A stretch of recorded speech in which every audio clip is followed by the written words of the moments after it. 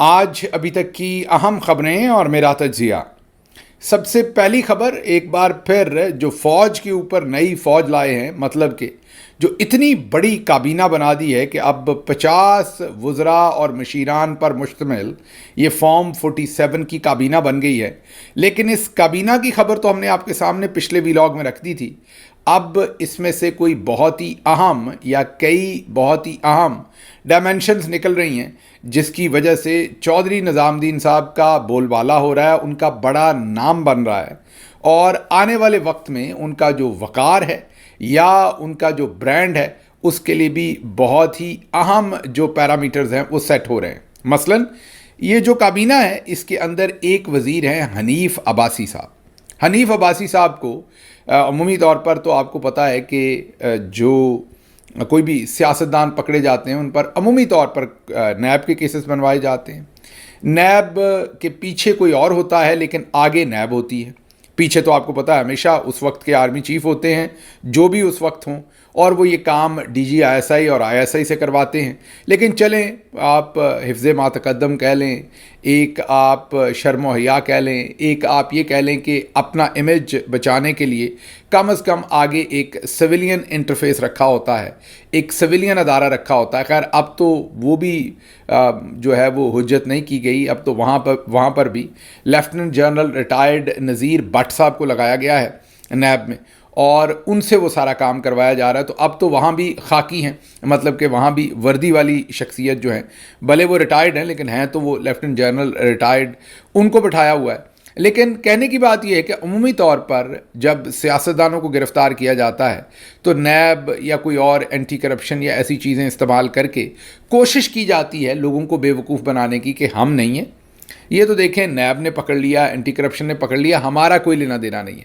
حالانکہ ہوتا سارا لینا دینا آرمی چیف اور D G I S I کا ہی ہے، لیکن کہا کم از کم جاتا ہے کہ ہمارا لینا دینا نہیں ہے۔ حنیف عباسی ایک ایسی شخصیت ہے جنہیں ڈائریکٹلی فوج نے پکڑا، اور پکڑا بھی منشیات کے کیس کے اندر۔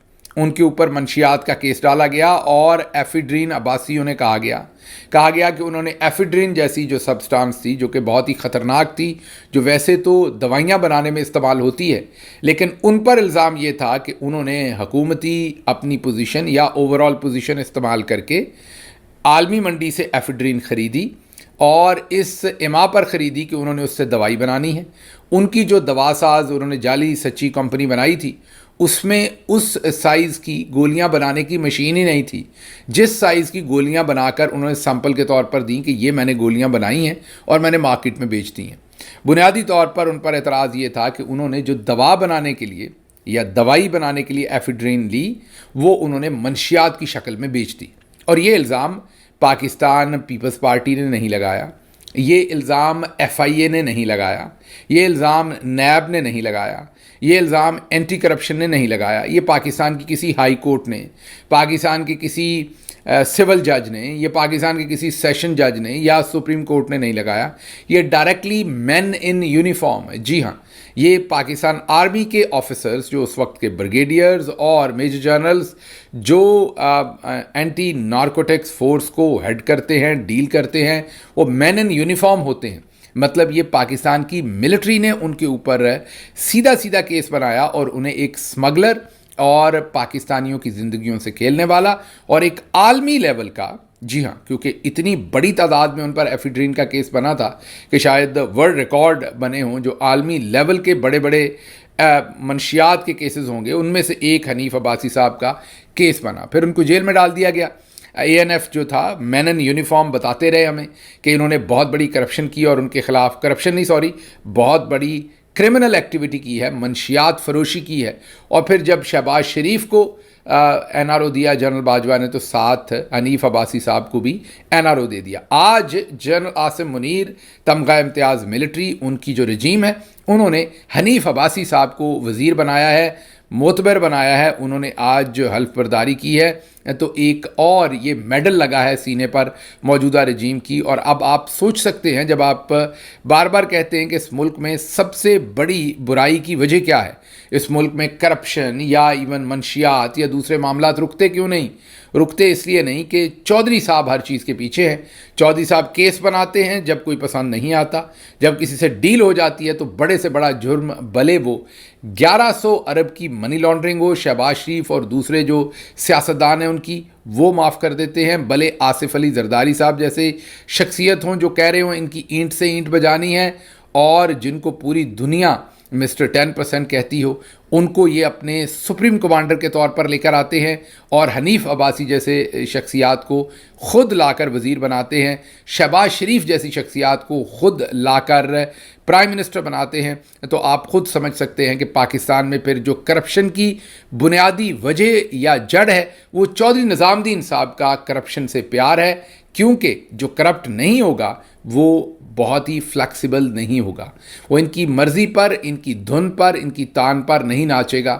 اور جو کرپٹ ہوگا اس کو مولڈ کرنا آسان ہوگا, وہ موم کی ناک ہوگا, اس سے جوتے پالش کرواؤ, بھلے سلوٹ کرواؤ, بھلے اس سے جو کام کروانا ہے کرواؤ, وہ بڑے آرام سے کرے گا.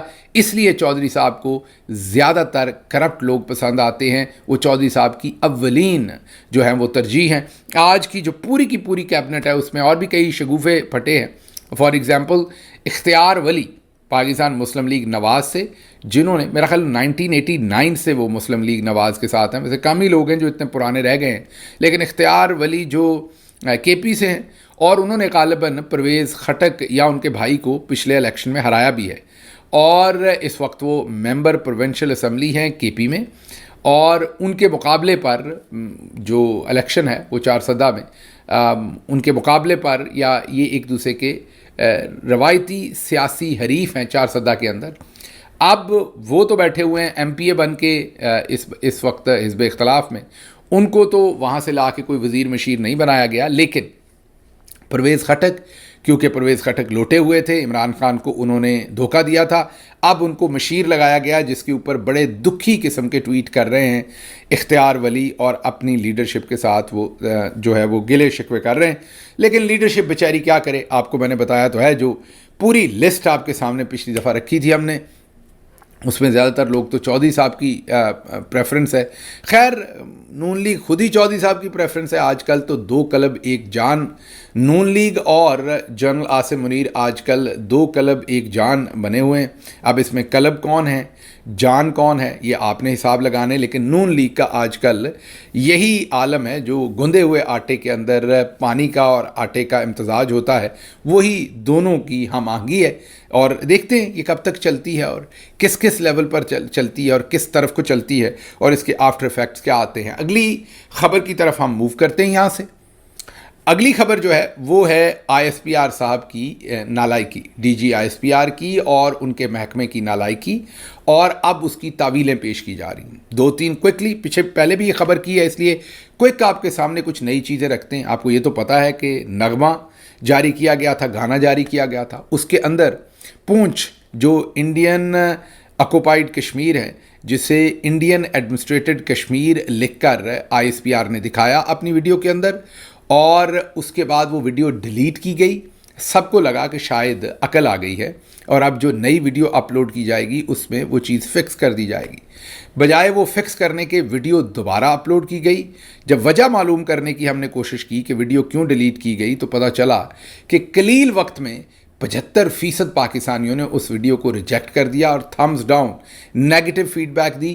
اس لیے ویڈیو اور بہت سخت کامنٹس بھی لکھے, اس لیے ویڈیو کو ڈیلیٹ کیا گیا تاکہ وہ سارا ڈیٹا چلا جائے, اور کم از کم یہ تھمز ڈاؤن والا جو کام ہے یہ اتنا برا نہ ہو. اور نئے سرے سے ویڈیو ریلیز کی گئی, لیکن اس کے اندر دوبارہ سے انڈین ایڈمنسٹریٹڈ کشمیر لکھا گیا. دوبارہ ویڈیو جو پوسٹ ہوئی اس کو بھی چند ہی گھنٹوں میں تقریباً 72% پاکستانیوں نے پھر سے ریجیکٹ کر دیا اور نیگیٹو فیڈ بیک دی, تھمز ڈاؤن دیا. اب سمجھ نہیں آ رہی کہ آئی ایس پی آر اس کا حل کیا نکالیں گے اور اس سے کیسے نپٹیں گے, لیکن فی الحال تو وہاں پر حالات بہت برے ہیں. لیکن اب ڈنٹونک آئے ہیں ISPR کے دفاع میں، اور انہوں نے کہا ہے کہ یہ جو فوٹیج بیچ میں دکھائی گئی ہے جس میں انڈین ایڈمنسٹریٹڈ کشمیر لکھا گیا ہے، یہ الجزیرہ کی فوٹیج سے ہم نے لیا ہے، اور اس لیے اس میں یہ لکھا کیونکہ الجزیرہ نے یہ لکھا تھا۔ اب اگر تو کوئی پٹواری ہو تو وہ تو یہ بات مان جائے گا، اگر کوئی ذہن رکھتا ہو تو ان سے پوچھے گا کہ آپ نے کراپ کیوں نہیں کیا، آپ کیوں دکھائیں گے؟ کل کو الجزیرہ تو کچھ اور بھی کہہ دے گا تو کیا وہ آپ دکھا دیں گے؟ بہت ساری چیزیں جو ہیں، فار ایگزامپل الجزیرہ جو ہے وہ اگر ہمارے کسی شخص کو ٹیررسٹ کہہ دے اپنی رپورٹنگ میں تو کیا آپ وہ دکھا دیں گے؟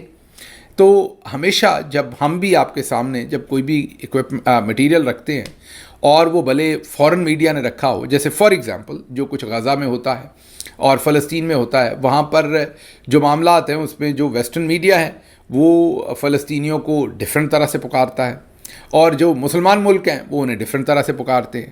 تو ہم یہ ذہن میں رکھتے ہیں کہ یہ ہمارے چینل سے چیز جا رہی ہوتی ہے تو ہم ویسٹرن میڈیا جن الفاظ سے یا القابات سے وہاں پر فلسطین کی طرف سے لڑنے والے لوگوں کو کال کرتا ہے، ہم ان چیزوں کو یہاں نہیں دکھاتے، کیونکہ یہ ہمیں پتہ ہے کہ ہمارے دیکھنے والے اور ہماری ذمہ داری کیا ہے۔ اب ISPR صاحب کے پاس خود تو جواب نہیں ہے، وہ کہتے ہیں نا کہ نانی نے قسم کیتا ماڑا کیتا کر کے چھڑ دیتا اور ماڑا کیتا، تو یا تو آپ وہ ویڈیو ڈیلیٹ ہی نہ کرتے، کی تھی تو بیچ میں سے یہ بھی ڈیلیٹ کر دیتے۔ اب اگر آپ کی تعویلیں آ کر ڈنٹونک صاحب دیں گے اور وہ بھی اتنی گھسی پٹی، تو پھر میرا خیال ہے کہ آپ اس کام سے مطلب کوئی نہ کوئی ریزائن تو کرے نا ISPR میں سے، کسی نہ کسی نے تو یہ زیادتی کی ہے، غلطی کی ہے، اس کو ریزائن کرنا چاہیے، بجائے اس طرح کی بیہودہ اور گھسی پٹی قسم کی جو ہے وہ تعویل دینے کے۔ یہ بنتی نہیں ہے۔ الجزیرہ تو بہت کچھ لکھتا ہے، الجزیرہ کل کو اگر اپنے میپ میں کشمیر کو ہندوستان کا حصہ دکھائے گا تو کیا آپ وہ بھی دکھا دیں گے؟ تو اور بھی بہت ساری باتیں میں آپ سے پوچھ سکتا ہوں، آپ نہیں دکھائیں گے، اور اگر آپ دکھائیں گے تو پھر کسی ایسے طریقے سے دکھائیں گے کہ آپ واضح کریں گے اسکرین پر کہ آپ کا پوائنٹ آف ویو کیا ہے اور کسی کا پوائنٹ آف ویو کیا ہے، وہ شاید کانٹیکس ہی ڈفرینٹ ہوگا۔ اس کانٹیکس میں آپ یہ نہیں دکھا سکتے تھے۔ ہمیں اندازہ ہے کہ آپ نالائق ہیں، لیکن اتنے نالائق بھی نہ بنیے جتنے آپ ہو نہیں سکتے۔ اگلی خبر بھی اسی سے ریلیٹڈ ہے، اور وہ خبر بڑی انٹرسٹنگ ہے۔ وہ خبر یہ ہے کہ آپ نے یہ تو دیکھا کہ جو 27 فروری کو جہاز گرایا گیا تھا اس کا فیصلہ عمران خان صاحب نے کیا تھا، اور ساری دنیا کو پتہ بھی بہت ساری چیزیں ہمارے دفاع سے ریلیٹڈ ہے، اس لیے کھل کے نہیں بولتے، بہت ساری باتیں ہمیں پتہ ہیں، لیکن عمران خان صاحب نے اور وہ جو نیشنل سیکیورٹی کی کمیٹی تھی اس نے فیصلہ کیا تھا۔ اب بددیانتی دیکھیے ISPR کی کہ نہ اس پرائم منسٹر کی شکل دکھائی جاتی ہے جس نے یہ فیصلہ کیا، جو بیسیکلی اس ٹائم کمانڈ کر رہا تھا پوری ہر چیز کو، نہ ہی اس نیشنل سیکیورٹی کمیٹی کی فوٹیج دکھائی جاتی ہے، نہ ان وزراء کی، نہ اس سارے میکنزم کی یا کمپوزیشن کی، بلکہ آج کے جو بیٹھے ہوئے ہیں بیچارے گگو کوڑے، ان کو دکھایا جاتا ہے جو ویسے ہی لیٹ جاتے ہیں، جو یہ والا کام کر ہی نہیں سکتے کبھی کہیں، نہ اتنی دلیری ہے نہ اتنی سمجھ بوجھ ہے، ان کا کوئی چکر ہی اور ہے۔ لیکن بہرحال بددیانتی پر بددیانتی ہو رہی ہے، دیکھتے ہیں کہ اب آنے والے دنوں میں کون ہے جو اس کا احتساب کرتا ہے، یا کوئی خود سے سوچتا ہے کہ یہ مناسب بات نہیں ہے۔ لیکن بہرحال 2 دفعہ ویڈیو تو اپلوڈ ہو چکی ہے، اب دیکھتے ہیں دوبارہ ڈیلیٹ ہو کے ہوتی ہے کہ نہیں۔ اگلی خبر جی، اگلی خبر بلاول زرداری صاحب کی آکسفورڈ سے ہے۔ انہوں نے وہاں بیٹھ کر ماشاءاللہ آکسفورڈ میں بیٹھ کے جھوٹ بولا ہے، اور جھوٹ انہوں نے یہ بولا ہے کہ جو 26ویں ترمیم ہے اس پر ہم نے اپوزیشن کو اعتماد میں لے کر وہ ترمیم کی ہے اور مسودہ جو ہے اس کو بدلا ہے۔ کہنے کا مطلب وہ یہ کہہ رہے تھے کہ ہم نے زبردستی جو ہے وہ ترمیم پاس نہیں کروائی، بلکہ اپوزیشن کو اعتماد میں لے کے اور ترمیم کر کے جو مسودہ تھا اس میں تبدیلی کر کے اپوزیشن کی ڈیمانڈ کے مطابق ہم نے اس پر ووٹ کروایا۔ حالانکہ آپ یاد کیجئے کہ یہ بلاول زرداری پاکستان میں اردو میں جب انٹرویوز دیتے تھے تو اس میں انگریزی کا لفظ استعمال کرتے تھے بروٹ میجورٹی، کہ ہم بروٹ میجورٹی کے ساتھ یہ کریں گے، زبردستی کر دیں گے۔ اب آکسفورڈ میں بیٹھ کے بڑی ہی منافقت کے ساتھ جھوٹ بول رہے ہیں اور کہہ رہے ہیں کہ ہم نے اپوزیشن کے ساتھ بات چیت کر کے کی، حالانکہ ملک کی سب سے بڑی اپوزیشن جس کو ہونا تو حکومت چاہیے تھا وہ تحریک انصاف ہے، وہ اس ترمیم کو نہیں چاہتے تھے، اور یہ ترمیم لوگوں کو خرید کے لوٹے بنا کر لوگوں کو جو ہے یہ ترمیم کروائی گئی۔ لیکن آپ آکسفورڈ میں پڑھیں یا آپ کہیں بھی پڑھیں، ہمارا پرابلم ہماری قوم کا ہمارا DNA ہے، ہمارا DNA خراب ہے۔ جس کو بھی یہ یقین کیجئے، آپ کو آج میری بات سمجھ نہیں آئے گی، لیکن ہمارے اپنے لوگ بھی، عمران خان صاحب ایک ایکسیپشن ہیں، باقی لوگ جتنے ایون PTI کے اندر بھی ہیں، آپ جب اقتدار دیتے ہیں تو ان کی طبیعت بدل جاتی ہے، ان کا بیہیویئر بدل جاتا ہے, وہ اس پاور کو ابیوز کرنا چاہتے ہیں. تو یہ ہمارے ڈی این اے کا مسئلہ ہے پاکستانیوں کے. اور بلاول زرداری صاحب کو آکسفورڈ چھوڑ کے جہاں پر مرضی پڑھا دیتے, وہ ایک فیوڈل ہی ہیں اور ایک منافق ہیں جو بیٹھ کر جھوٹ بول رہے ہیں. نہ انہیں ایجوکیشن نے کچھ سکھایا ہے اور نہ انہیں کچھ شرمندگی ہے یہ جھوٹ بولتے ہوئے. اپنے فائدے کے لیے کوئی بھی جھوٹ بولیں گے اور کسی بھی حد تک بولیں گے. اچھا جی, لاہور سے خبر ہے کہ وہاں پر ڈاکٹر مختار حسین نامی ایک ڈاکٹر کو اٹھایا گیا اور پولیس والوں نے اغوا کیا. انہیں اٹھا کر کسی جگہ پر لے گئے, پھر وہاں پر ان سے کہا کہ آپ کا ڈیبٹ کارڈ کہاں ہے. انہوں نے کہا وہ تو میرے گھر ہے. کہاں رکھا ہوا ہے؟ انہوں نے کہا فلاں جگہ پر. پولیس والے مختلف موٹر سائیکلوں پر ان کے گھر گئے, انہیں جہاں اغوا کیا تھا وہیں رہنے دیا, واپس ان کے گھر گئے, وہاں سے ان کا اے ٹی ایم کارڈ اٹھایا, پھر ان کو ساتھ لیا, جہاں سے انہیں اغوا کر کے رکھا تھا وہاں سے نکال کے ساتھ لیا اور انہیں اے ٹی ایم مشین پر ساتھ لے کر گئے. نظر آ رہے ہیں اس تصویر کے اندر وہ, اور ساتھ ایک نقاب پوشیا, ماسک لگا ہوا, کیپ اور ماسک کے ساتھ پولیس والا کھڑا ہے. ان سے زبردستی ان کے اے ٹی ایم سے پیسے نکلوائے اور پھر انہیں رہا کر دیا گیا. مطلب انہیں اغوا کیا گیا, ان کے کارڈ سے زبردستی پیسے لیے گئے اور پھر انہیں رہا کر دیا گیا. یہ لاہور کے اندر ہو رہا ہے, دن دہاڑے ہی سمجھیں اس کو ہوتا ہوا.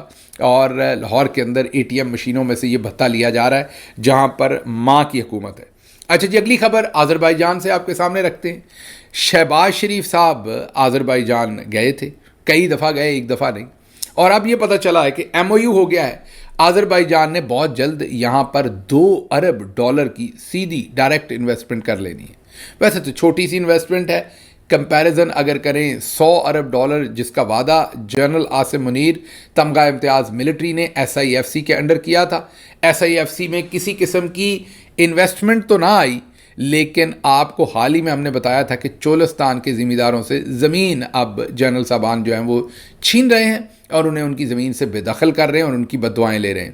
لیکن بہرحال یہاں پر اب یہ کہا جا رہا ہے کہ $2 ارب انویسٹمنٹ جو ہے وہ آذربائیجان جو ہے وہ کرنے جا رہا ہے. جب آپ غور سے دیکھتے ہیں تو آذربائیجان کا ٹوٹل جو ریزروز ہیں اس ٹائم وہ تقریباً $11 ارب ہیں. اور $11 ارب کا مطلب ہے کہ تقریباً یا پاکستان جتنے ہیں یا پاکستان سے تھوڑے کم ہیں. تو ایک پنجابی کی مثال ہے کہ بھوکے نے بھوکے کو جپھی ڈالی, گلے ملے بھوکا, اور ایک بھوکا دوسرے بھوکے کو اس نے گلے لگایا اور گلے زور سے لگا لیا اور دونوں کو غش پڑ گئی. تو یہ آذربائیجان اور پاکستان دونوں کے حالات ایک ہی جیسے ہیں, ریزروز ایک ہی جیسے ہیں. جس بیچارے کے پاس اپنے $11 ارب ہیں اس نے $2 ارب کتنی جلدی لگا دینے ہیں. مطلب انہوں نے سب کو اپنی طرح کا بیوقوف سمجھا ہوا ہے یا پٹواریوں کی طرح کا بیوقوف سمجھا ہوا ہے کہ جو دل کرتا ہے وہ بیچ ڈالتے ہیں اور آگے ان کے جو سننے والے ہیں وہ خرید لیتے ہیں. اگلی خبر راولپنڈی سے ہے. راولپنڈی کے کرکٹ اسٹیڈیم کے باہر سے ایک جیکٹ پہنے ہوئے شخص جو بیسیکلی اڑا دینا چاہتا تھا سب کو, اس نے وہ جیکٹ پہنی ہوئی تھی, دہشت گرد تھا, اور اس کے ساتھ ایک خاتون بھی تھی. ان کو گرفتار کیا گیا. وہ جو جیکٹ اس نے پہنی ہوئی تھی جس کو اس نے اڑا دینا تھا اور لوگوں کو ظاہر ہے قتل و غارت کر رہی تھی, دہشت گردی کرنی تھی, وہ جیکٹ بھی برآمد ہو گئی. لیکن سوال یہاں یہ ہے کہ ہماری سیکیورٹی ایجنسیز کا کتنا بڑا لیپس ہے یہ, آئی ایس آئی کا, ایم آئی کا, آئی بی کا, کہ وہ شخص جو ہے وہ راولپنڈی کرکٹ اسٹیڈیم کے باہر پہنچ گیا. وہ تو پولیس کی مستعدی کہ پولیس نے اسے پکڑ لیا, ان کی ستائش کرنی چاہیے جس نے بھی پکڑا, لیکن انٹیلیجنس ایجنسیز تو فیل ہو گئی. یہ بالکل ایسے ہی ہے جیسے ہم نے سوشل میڈیا پر دیکھا کہ کچھ لوگ کہہ رہے تھے کہ جو ہندوستان کے طیارے ہم نے گرائے وہ ہماری اس وقت کے آئی ایس آئی کے چیف جنرل عاصم منیر جو آج کل آرمی چیف ہیں, وہ ان کی بہت بڑی کامیابی تھی. میں ایسا نہیں سمجھتا. میں سمجھتا ہوں کہ آئی ایس آئی کو تو پہلے سے ہی پتہ ہونا چاہیے تھا کہ ہندوستان ہم پر حملے کا پلان کر رہا ہے. ہمیں نہیں پتہ تھا, اسی لیے ہندوستان حملہ کر گیا اور کر کے واپس بچ کے نکل گیا اس ٹائم.